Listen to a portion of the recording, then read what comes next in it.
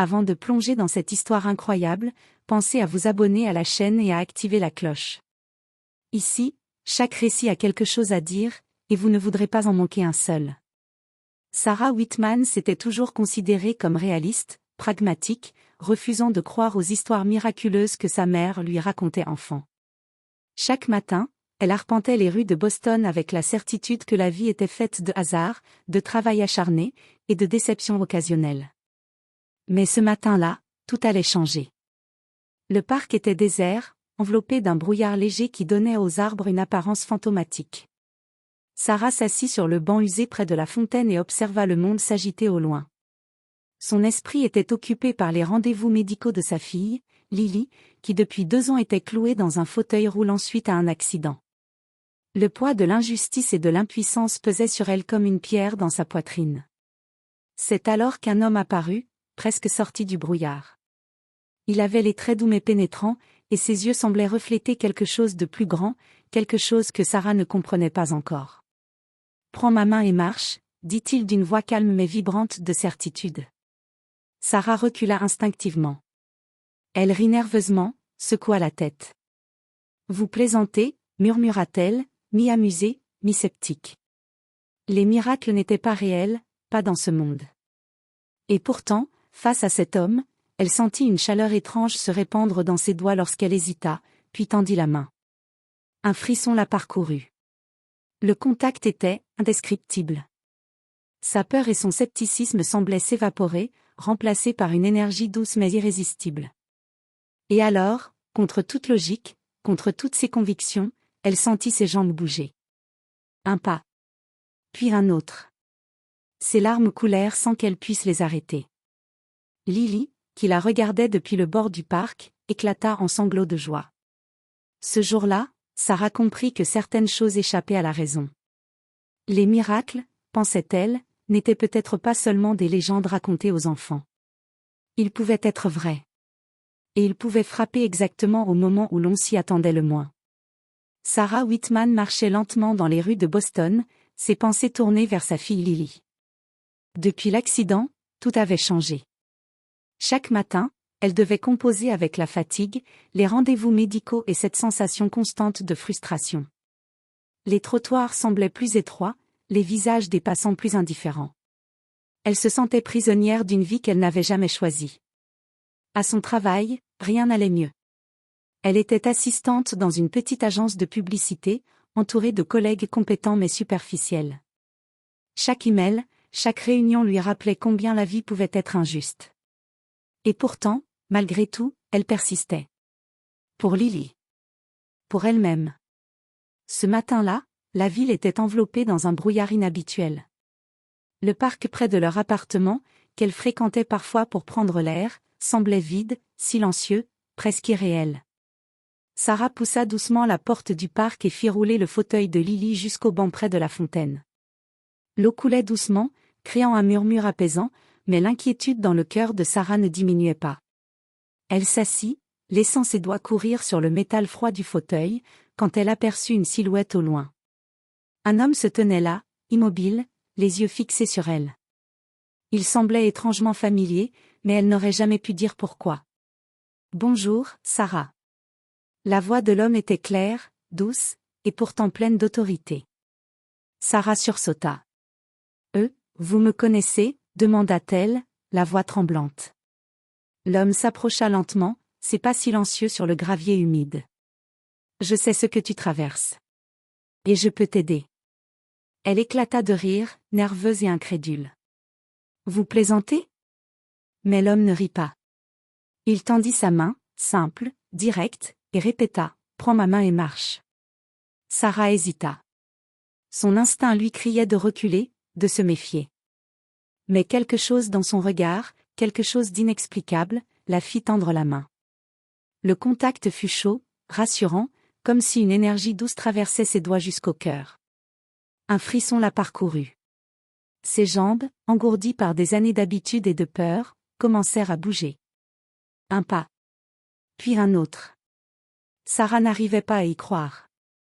Les larmes montèrent, incontrôlables, tandis qu'elle sentait le miracle se produire sous ses yeux. Lily, les yeux écarquillés, éclata de joie. Maman, cria-t-elle. Et pour la première fois depuis 2 ans, Sarah vit sa fille sourire sans contrainte, un sourire libre, pur, plein de vie. Ce moment marqua le début d'une aventure qu'aucune d'elles n'aurait pu prévoir. Les miracles, réalisa Sarah, existaient réellement. Et elle venait d'en faire l'expérience. Après cet instant miraculeux, Sarah ne pouvait pas s'empêcher de repenser à l'homme du parc. Qui était-il vraiment? Comment savait-il son nom? Et surtout, comment avait-il pu faire marcher Lily alors que tous les médecins avaient abandonné tout espoir? Le lendemain matin, Sarah se réveilla avec un mélange de joie et de confusion. Lily dormait encore paisiblement, et pour la première fois depuis des années, Sarah se surprit à imaginer un futur rempli de possibilités. Mais une question persistait, cet homme reviendrait-il? Et si oui, pourquoi elle? Elle décida de retourner au parc. Peut-être n'était-ce qu'un rêve, mais elle avait besoin de comprendre. Le brouillard du matin était encore plus épais que la veille, et la fontaine semblait silencieuse et vide. Le banc où elle s'était assise était froid et humide. Mais il n'y avait aucune trace de l'homme. Sarah sentit un frisson la parcourir. Était-elle en train de perdre la raison? Elle s'assit, laissant ses pensées vagabonder. Et c'est alors qu'elle entendit un murmure derrière elle. Sarah Whitman. Elle se retourna brusquement. L'homme était là, comme s'il l'attendait. Son regard était empreint de sérénité, mais aussi d'une intensité qui força Sarah à rester immobile.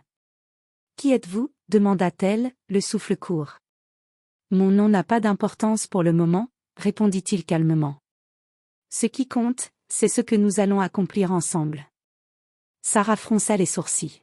« Ensemble ? Mais je ne vous connais même pas. » L'homme fit un léger sourire, presque mystérieux. « Tu as cru au miracle hier.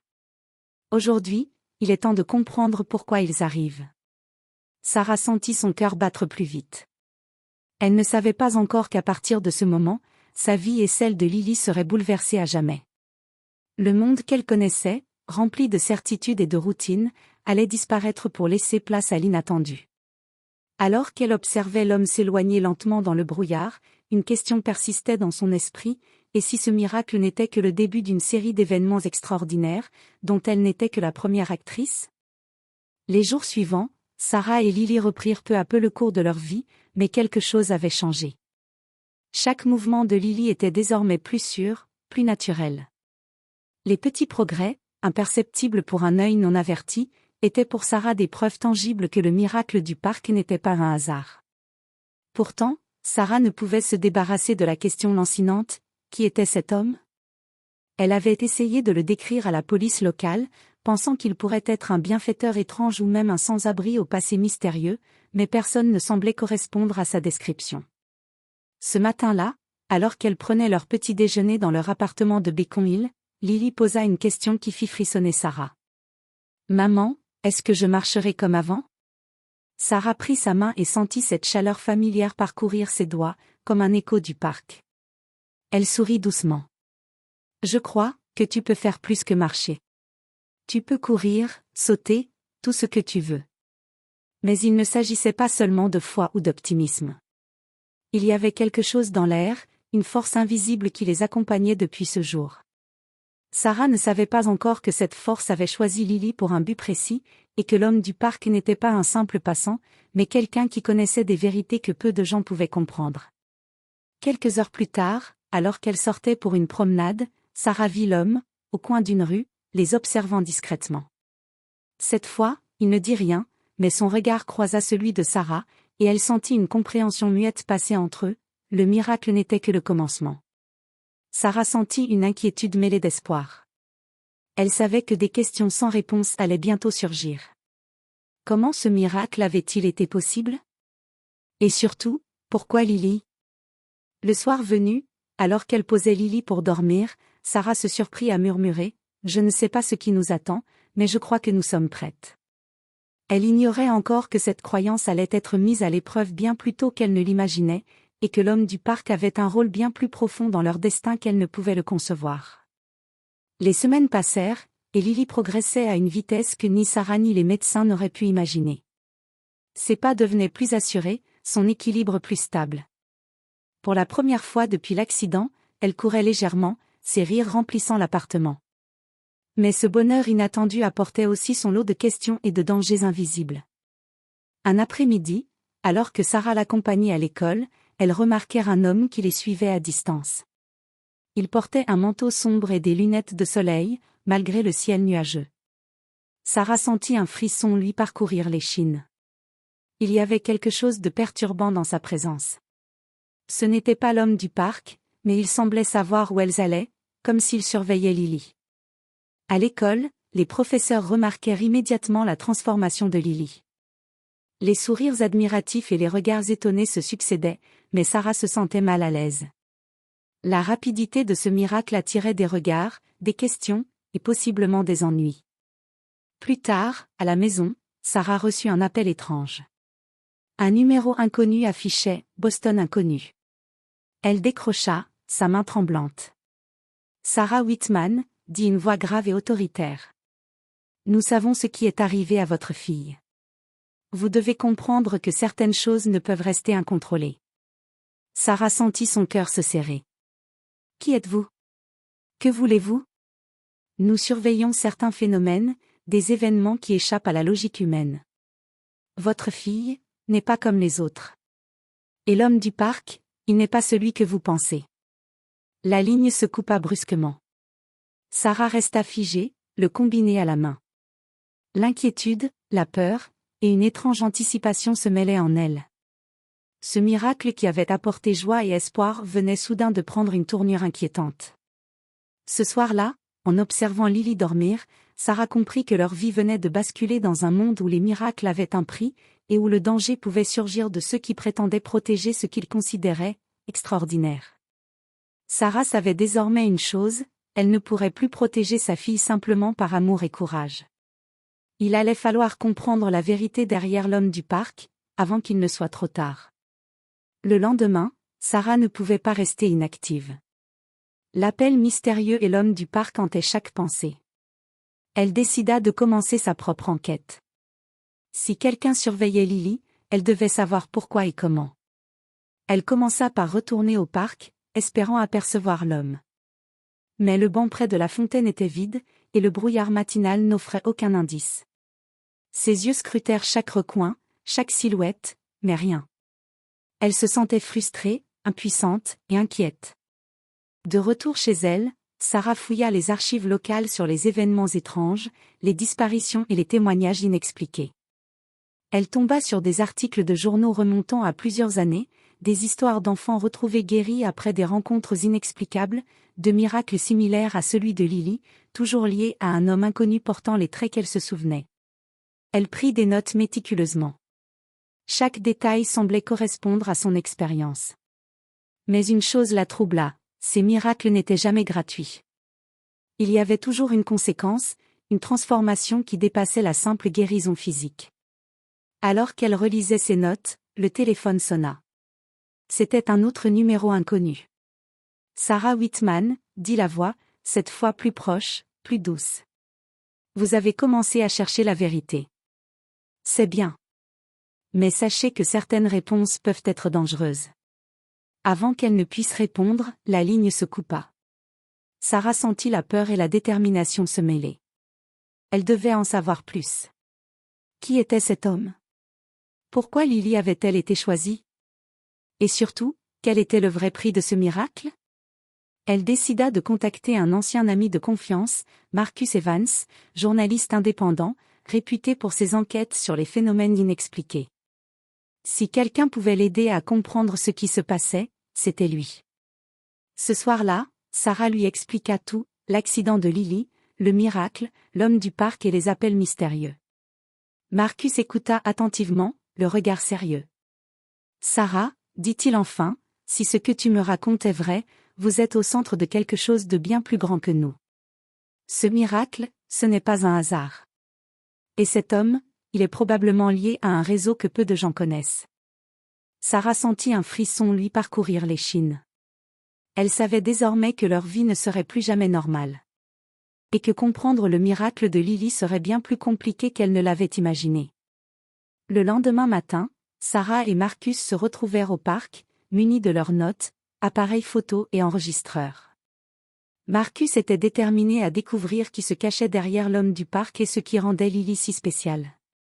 Ils scrutèrent chaque recoin, observèrent les allées et les bancs, interrogeant discrètement les passants et les commerçants du quartier.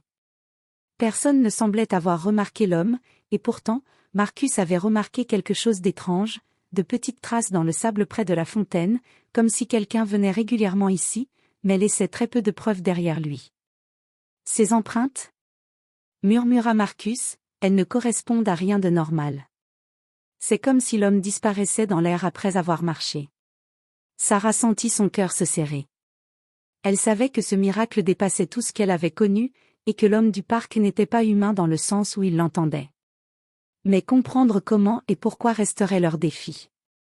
Plus tard dans la journée, ils découvrirent un petit carnet caché derrière un arbre, presque invisible. À l'intérieur, des notes écrites à la main détaillaient des rencontres semblables à celles de Sarah et Lily, avec des dates, des lieux et des résultats étrangement précis. Les miracles étaient consignés, comme des expériences scientifiques. Sarah lut à voix basse, l'enfant choisit Boston, 10 octobre. Guérison complète après contact direct. Suivi recommandé. Marcus hocha la tête, visiblement troublé. C'est plus qu'un simple hasard. Cet homme planifie tout. Il observe, choisit, et agit selon un schéma que nous n'arrivons pas encore à comprendre. Alors qu'elle quittait le parc, Sarah sentit une présence derrière elle. L'homme du parc les observait depuis une distance respectueuse, silencieux, comme s'il voulait s'assurer qu'elle découvrait la vérité à leur rythme. Mais son regard, intense et mystérieux, laissait deviner que le vrai défi était encore à venir. De retour chez elle, Sarah se sentit à la fois excitée et effrayée. Le miracle de Lily n'était que le début. Et maintenant qu'elles avaient commencé à découvrir la vérité, elles ne pouvaient plus revenir en arrière. Les questions qui restaient sans réponse s'accumulaient. Pourquoi Lily ? Quel était le but de l'homme ? Et surtout, jusqu'où serait-elle prête à aller pour protéger sa fille tout en découvrant cette mystérieuse réalité ? Sarah comprit que chaque pas vers la vérité serait un pas vers l'inconnu, et que l'homme du parc n'avait pas encore révélé tous ses secrets. Quelques jours plus tard, Sarah et Marcus décidèrent de suivre un nouvel indice trouvé dans le carnet, une adresse à l'extérieur de Boston, apparemment liée à d'autres enfants ayant reçu des « miracles ». La curiosité et l'inquiétude se mêlaient dans chaque pas qu'elle faisait vers l'inconnu. Arrivée à une vieille maison abandonnée en périphérie de la ville, le silence était oppressant. Les fenêtres étaient obscurcies par la poussière, et le portail grinça sous la moindre brise. Marcus sortit sa lampe de poche et entra prudemment, Sarah le suivant de près, Lily à ses côtés. À l'intérieur, les murs étaient couverts de schémas et de notes, semblables à celles trouvées dans le carnet du parc.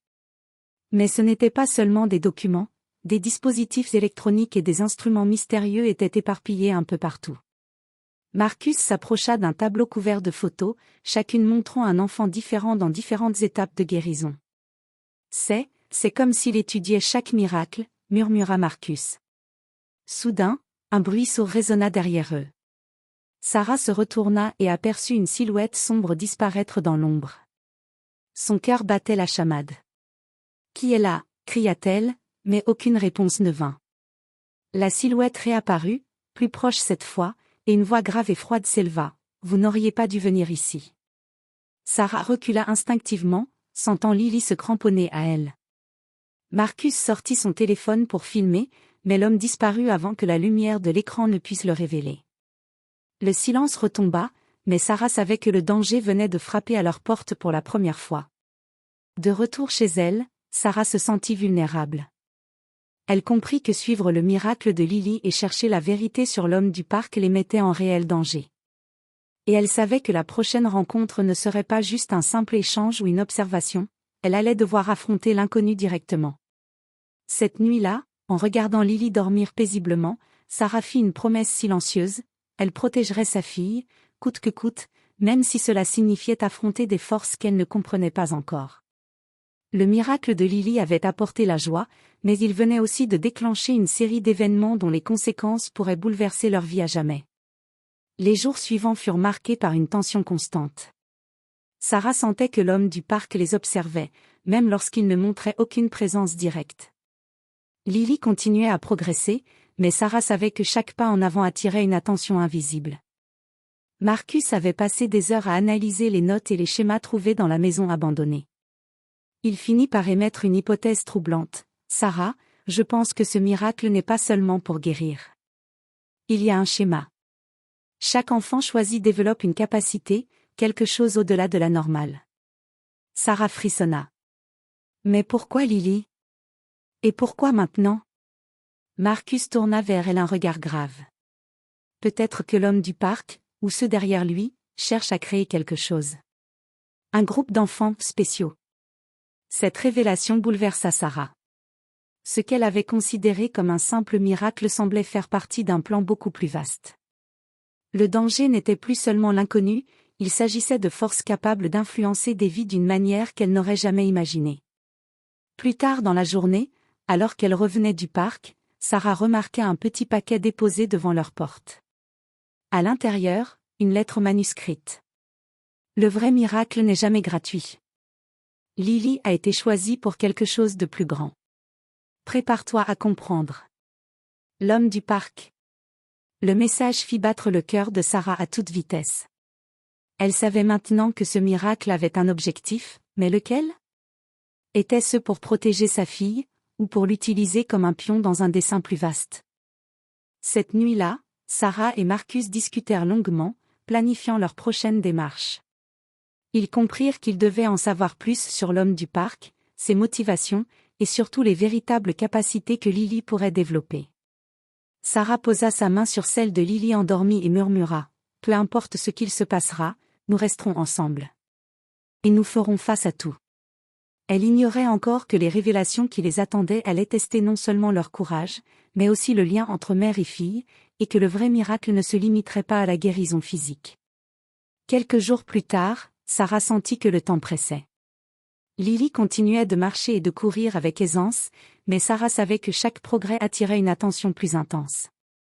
L'homme du parc n'était jamais loin, toujours observateur, et les appels mystérieux se faisaient plus fréquents et insistants. Ce matin-là, alors qu'elle quittait l'appartement pour une promenade, une voiture noire s'arrêta brusquement à côté d'elle. Deux hommes en costume sortirent, leurs visages fermés et déterminés. « Sarah Whitman » demanda l'un d'eux. « Nous devons parler de votre fille. Elle est spéciale. » Sarah sentit la peur monter en flèche. « Qui êtes-vous? Que voulez-vous » L'homme le plus âgé sortit une enveloppe.